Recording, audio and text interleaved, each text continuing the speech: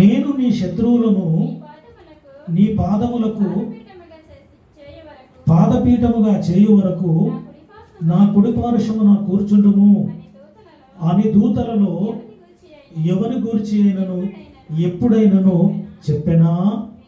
వీరందరూ రక్షణయను స్వాస్థ్యము పొందబోవు వారికి పరిచారము చేయుటకై పంపబడిన సేవకులైన ఆత్మలు కారా? అర్థమైందా? ప్రేమైన దేవుని వారలారా, దేవుడు తన ఆదిలో తన సంకల్పంలో అనుకున్నాడు ఏమని? రక్షణయును స్వాస్థ్యముగా పొందబోయే వారికి పరిచారము చేయాలని. ఎవరు? దూతలు. దూతలు తన పిల్లలకు సేవకులుగా ఉండాలని, పరిచర్య చేయాలని దూతలకు నిర్ణయింపబడింది. దూతలకు పరలోకంలో ఏంటి అధికారం లేదు. పరలోక స్వాస్థ్యాన్ని దేవుడు తన పిల్లలమైన మనకిచ్చాడు.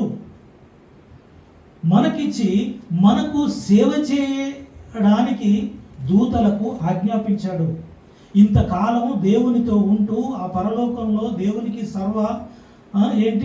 పరిచారాలు చేస్తున్నటువంటి దూతలు ఒకేసారి తన పిల్లలకు కూడా చేయాలని ఎప్పుడైతే దేవుడు ఆజ్ఞాపించాడో వారి హృదయంలో, ఆ అపవాది హృదయంలో, నీకు చేయడమే కాకుండా మాకు ఈ పరలోకంలో స్థానం లేకుండా చేస్తున్నావా?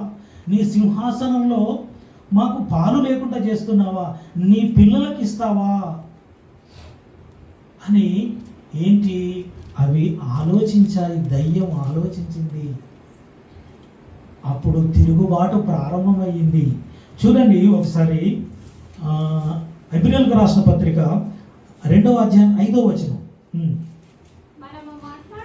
మనము మాట్లాడుచున్న ఆ రాబోవు లోకమును ఆయన దూతలకు లోపరచలేదు. చూడండి ఏమన్నాడు? మనము మాట్లాడుచున్నటువంటి ఆ రాబోవు లోకమును ఎవరికి లోపరచలేదు ఆయన. దూతలకు ఆయన ఇవ్వలేదు. ఆ రాబోయే లోకాన్ని నీకు నాకు తన పిల్లలమైన మనకందరికీ క్రీస్తు ద్వారా ఇవ్వాలనేది దేవుని యొక్క సంకల్పం, దేవుని యొక్క ఆలోచన, దేవుని యొక్క ఉద్దేశం. ఆ లోకంలో మనం ఉండాలి. పరలోకం ఆ బంగారు వీధులలో, ఆ పరలోక వైభవంలో మనం ఉండాలనేది దేవుని ఉద్దేశం. కానీ దేవుని దూతలు ఏం చేయాలి అని అంటే తన పిల్లలమైన మనకు పరిచర్య చేయాలి.